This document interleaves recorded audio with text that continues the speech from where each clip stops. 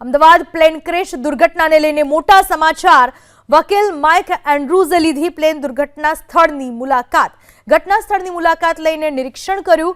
પીડિતોના વકીલ Mike Andrews અમદાવાદમાં 3 દિવસ રોકાશે। 3 દિવસના રોકાણ દરમિયાન તેઓ પીડિતોના પરિવારને મળશે, તેમની સાથે વાતચીત કરશે।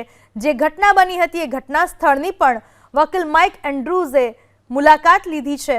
જે પ્લેનમાં સવાર તમામ મુસાફરો એકને બાદ કરતા 242 મુસાફરોના એ સમયે મૃત્યુ થયા હતા। સમગ્ર ગુજરાત નહીં પણ સમગ્ર ભારતને હચમચાવી દેતી આ ઘટના જ્યારે બનવા પામી હતી, વકીલે ઘટના સ્થળની મુલાકાત લીધી, સાથે સાથે પીડિતોના પરિવારજનોને પણ મળશે। વકીલ 3 દિવસ સુધી અમદાવાદમાં તેઓ રોકાણ કરશે।